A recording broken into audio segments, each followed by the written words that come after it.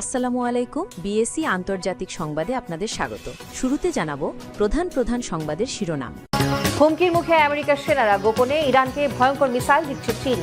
বাধা ছাড়াই আঘাত হানতে পারবে মার্কিন যুদ্ধজাহাজে। পরমাণু অস্ত্র বানাতে ইউক্রেনকে সাহায্য করছে ব্রিটেন ও ফ্রান্স। ক্ষুব্ধ রাশিয়ার পারমাণবিক হামলার হুমকি, কি বলছে ইউক্রেন? একসাথে 1,20,000 মানুষ নামাজ পড়তে পারে দক্ষিণ এশিয়ার অন্যতম বড় ইস্তিকলাল মসজিদে। কোন দেশে রয়েছে এই মসজিদ?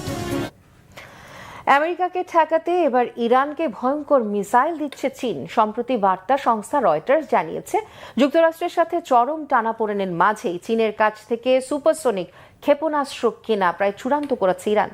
প্রায় 290 কিলোমিটার পাল্লার CM-302 ক্ষেপণাস্ত্র খুব নিচু দিয়ে দ্রুত গতিতে উঠতে পারে এবং শত্রুর যুদ্ধজাহাজের প্রতিরক্ষা ব্যবস্থা এড়িয়ে যেতে পারে। বিশেষজ্ঞদের মতে, জাহাজ বিধ্বংসী ক্ষেপণাস্ত্রের এই চুক্তি বাস্তবায়ন হলে সরাসরি হুমকির মুখে পড়তে পারে উপসাগরীয় অঞ্চলে থাকা মার্কিন নৌবাহিনী। হাফিজুল ইসলামের ডেস্ক রিপোর্টে বিস্তারিত। পারস্য উপসাগরে নতুন বিপদে পড়তে যাচ্ছে মার্কিন নৌবাহিনী। চীনের কাছ থেকে সুপারসনিক অ্যান্টিশিপ ক্রুজ ক্ষেপণাস্ত্র কিনছে ইরান। প্রভাবশালী সংবাদ সংস্থা রয়টার্স জানিয়েছে, ইরান উপকূলের কাছাকাছি আমেরিকার বিশাল নৌবহর অবস্থানের মাঝেই বেইজিংয়ের সঙ্গে সামরিক চুক্তি এগিয়ে নিচ্ছে তেহরান। আলোচনায় থাকা জাহাজ বিধ্বংসী মিসাইল CM-302 এর পাল্লা প্রায় 290 কিলোমিটার। সমুদ্রপৃষ্ঠের খুব নিচু দিয়ে দ্রুত গতিতে উড়ে শত্রুর রাডার ও প্রতিরক্ষা ব্যবস্থা ফাঁকি দিতে পারে CM-302। সামরিক বিশেষজ্ঞদের ধারণা, এই ধরনের আক্রমণাত্মক ক্ষেপণাস্ত্র মোতায়েন করা হলে সরাসরি হুমকির মুখে পড়বে যুক্তরাষ্ট্রের নৌবাহিনী। ইরানি উপকূলের কাছে সমুদ্রে ভাসমান মার্কিন যুদ্ধজাহাজগুলোই হবে চীন থেকে সম্ভাব্য কেনা ক্ষেপণাস্ত্রগুলোর মূল লক্ষ্য। বিভিন্ন সামরিক সূত্রের বরাত দিয়ে রয়টার্স জানিয়েছে, অন্তত 2 বছর আগে থেকেই ইরান ও বেইজিংয়ের মধ্যে শুরু হয় CM-302 নিয়ে ব্যবসায়িক আলাপ আলোচনা। 2025 সালের জুনে ইসরায়েল ইরানের মধ্যে 12 দিনের যুদ্ধে ক্ষতিগ্রস্ত হওয়ার পর থেকেই নতুন সমরাস্ত্র সংগ্রহে সক্রিয় হয় তেহরান। ইতিমধ্যেই ইরানের উপপ্রতিরক্ষা মন্ত্রী ও শীর্ষ সামরিক কর্মকর্তারা চীন সফর করেছেন। সাবেক এক ইসরায়েলি গোয়েন্দা কর্মকর্তার মতে, ইরান যদি জাহাজ বিধ্বংসী ক্ষমতা পায় তাহলে পাল্টে যেতে পারে পরিস্থিতি, কারণ এই ধরনের ক্ষেপণাস্ত্র ঠেকানো বেশ কঠিন। তেহরান ও বেইজিংয়ের মধ্যে চুক্তি কবে কখন বাস্তবায়িত হবে, কতগুলো ক্ষেপণাস্ত্র কিনছে ইরান, সেগুলোর দাম কত হবে, এসব তথ্য এখনও স্পষ্ট না। চীন শেষ পর্যন্ত ইরানকে মিসাইল সরবরাহ করবে কিনা সেটিও অনিশ্চিত। রয়টার্সের প্রতিবেদন প্রকাশের পর চীনের পররাষ্ট্র মন্ত্রণালয় জানিয়েছে, সম্ভাব্য এই বিক্রয় আলোচনা সম্পর্কে তারা কিছুই জানে না। অন্যদিকে সরাসরি এই বিষয়ে কোনো মন্তব্য করেনি হোয়াইট হাউস। চীনের সঙ্গে অস্ত্র চুক্তি বাস্তবায়িত হলে তা ইরানের উপর আরোপিত জাতিসংঘের অস্ত্র নিষেধাজ্ঞার কার্যকারিতা নিয়ে প্রশ্ন তুলতে পারে। 2006 সালে ইরানের উপর অস্ত্র নিষেধাজ্ঞা আরোপ করা হয়। 2015 সালে পারমাণবিক চুক্তির পর সেটা কিছুটা শিথিল হলেও গত সেপ্টেম্বরে আবারও বহাল করা হয় স্যাংশন। একই সময়ে ইরানের ক্ষেপণাস্ত্র কর্মসূচিতে সহায়তার অভিযোগে কয়েকটি চীনা প্রতিষ্ঠানের উপর নিষেধাজ্ঞা দিয়েছে যুক্তরাষ্ট্র, যদিও চীন এসব অভিযোগ অস্বীকার করেছে। অবশ্য ইরান শুধুমাত্র জাহাজ বিধ্বংসী ক্ষেপণাস্ত্র নয়, চীনের কাছ থেকে surface to air system, MANPADS, anti ballistic এবং অ্যান্টি স্যাটেলাইট অস্ত্র নিয়েও আলোচনা করছে বলে তথ্য রয়েছে। বর্তমানে ইরানি তেলের সবচেয়ে বড় ক্রেতা চীন। যুক্তরাষ্ট্রের প্রকাশিত সাম্প্রতিক এক প্রতিবেদনে বলা হয়, ইরানের মোট অপরিশোধিত তেল ও কনডেনসেট রপ্তানির প্রায় 90% যায় বেইজিংয়ে। ফলে দুই দেশের প্রতিরক্ষা সহযোগিতা শুধুমাত্র সামরিক নয়, জ্বালানি ও অর্থনীতির সঙ্গেও সরাসরি যুক্ত। তবে কূটনৈতিক মহলে প্রশ্ন উঠেছে, চীন কতদূর পর্যন্ত এগুবে? ওয়াশিংটনের সঙ্গে বাণিজ্য উত্তেজনার পর এখন দুই দেশের মধ্যে সম্পর্ক কিছুটা নরম হওয়ার ইঙ্গিত মিলছে। এমন পরিস্থিতিতে ইরানকে জাহাজ বিধ্বংসী অস্ত্র দিলে যুক্তরাষ্ট্র চীন সম্পর্কের উপর পড়বে মারাত্মক প্রভাব। হাফিজুল ইসলাম, বাংলা ভিশন। এদিকে ইরানের সাথে সমঝোতা বৈঠকের আগে বিশ্বের সবচেয়ে অত্যাধুনিক যুদ্ধবিমান F-22 র্যাপটরের বিশাল বহর ইসরায়েলে মোতায়েন করেছে যুক্তরাষ্ট্র। এই অবস্থায় যুক্তরাষ্ট্রের সাথে পরমাণু চুক্তির আলোচনা নাগালের মধ্যে আছে বলে মনে করছেন ইরানের পররাষ্ট্রমন্ত্রী আব্বাস আরাগচি। যুক্তরাজ্যের স্থানীয় সময় মঙ্গলবার সকালে রয়্যাল এয়ারফোর্সের লেকেনহেথ বিমান ঘাঁটি থেকে কমপক্ষে 12টি F-22 র্যাপটর ইসরায়েলের উদ্দেশ্যে ছেড়ে যায়। গত কয়েক মাসে মধ্যপ্রাচ্যে মোতায়েন করা বেশিরভাগ মার্কিন বিমান এই ঘাঁটি থেকেই পাঠানো হয়েছে।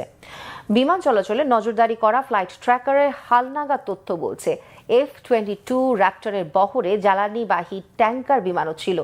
এভাবে চলতি বছরের জানুয়ারি থেকে কাতার, জর্ডান ও সৌদি আরব সহ ইরানের আশেপাশের আরব দেশে 3 শতাধিক যুদ্ধবিমান মোতায়েন করেছে যুক্তরাষ্ট্র। এমন উত্তেজনাকর পরিস্থিতিতে সুইজারল্যান্ডের জেনেভায় বৃহস্পতিবার আবারও ইরানের সাথে সমঝোতা আলোচনায় বসবে যুক্তরাষ্ট্র। কূটনীতিকে গুরুত্ব দিলে বৈঠক থেকে ইতিবাচক সমাধানে আশাবাদী ইরানের পররাষ্ট্রমন্ত্রী আরাগচি। সামাজিক মাধ্যমে তিনি জানিয়েছেন, স্বল্প সময়ের ভেতরে গ্রহণযোগ্য সমাধানে আশাবাদী তেহরান। এর আগে দুই পক্ষের কয়েক দফা বৈঠক হলেও সফলতা আটকে আছে ইরানের পরমাণু কর্মসূচিতে নিয়ন্ত্রণ আরোপের প্রশ্নে। আমেরিকার স্বর্ণযুগ শুরু হয়েছে বলে দাবি করেছেন মার্কিন প্রেসিডেন্ট ডোনাল্ড ট্রাম্প। নিজের সাফল্যের তালিকা তুলে ধরে বলেছেন, মার্কিন জাতি ফিরে এসেছে আগের থেকে বড়, উন্নত, ধনী ও শক্তিশালী হয়ে।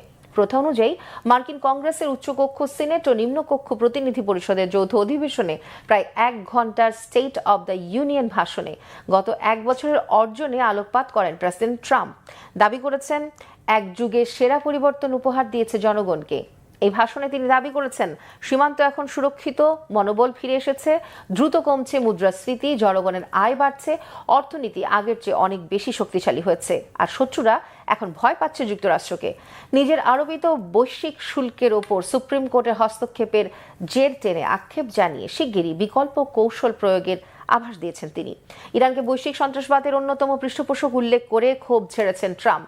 জনগণকে আশ্বস্ত করে তিনি বলেছেন, ইরানকে পারমাণবিক অস্ত্রের মালিক হতে দেবে না যুক্তরাষ্ট্র। দেশে অপরাধের হার কমার কৃতিত্ব নিয়ে ট্রাম্প বলেছেন, পুলিশ ও সামরিক বাহিনীকে ঢেলে সাজিয়েছে তার প্রশাসন। এই ভাষণে ভেনেজুয়েলা নিয়ে চাঞ্চল্যকর নতুন তথ্য দিয়েছেন ট্রাম্প। তিনি জানান, ভেনেজুয়েলার অন্তর্বর্তী নেতা ডেলসি রদ্রিগেজের সঙ্গে আলোচনার মাধ্যমে এরই মধ্যে 8 কোটি ব্যারেল তেল সংগ্রহ করেছে যুক্তরাষ্ট্র। ইরানকে পরমাণু অস্ত্র না বানাতে নিষেধাজ্ঞা দিলেও ইউক্রেনের বেলায় উল্টো পথে পশ্চিমারা। যুক্তরাজ্য ফ্রান্সের সহায়তায় পরমাণু অস্ত্র অর্জনের চেষ্টা করছে ইউক্রেন, এমন বিস্ফোরক দাবি জানিয়েছে রুশ গোয়েন্দাদের। ইউক্রেনকে পরমাণু অস্ত্র সরবরাহ করা হলে রাশিয়া পাল্টা পারমাণবিক হামলা চালাবে বলে কড়া হুঁশিয়ারি দিয়েছে মস্কো। তবে মস্কোর এই দাবি অবান্তর বলে প্রত্যাখ্যান করেছে ইউক্রেন। বিস্তারিত মীর ফজলের আব্বিদাস রিপোর্টে। রাশিয়ার সাথে চলমান যুদ্ধের মোড় ঘুরিয়ে দিতে এবার তুরুপের তাস হাতে নিতে চাইছে ইউক্রেন। যুক্তরাজ্য ও ফ্রান্সের সরাসরি সহায়তায় ইউক্রেন গড়ে তুলছে নতুন এক পরমাণু পরিকল্পনা, যা পাল্টে দিতে পারে পুরো ইউরোপের ক্ষমতার ভারসাম্য। 24 ফেব্রুয়ারি এমনই এক বিস্ফোরক দাবি তোলে রাশিয়ার বৈদেশিক গোয়েন্দা সংস্থা এসবিআর এক বিবৃতিতে এ অভিযোগ সামনে এনেছে।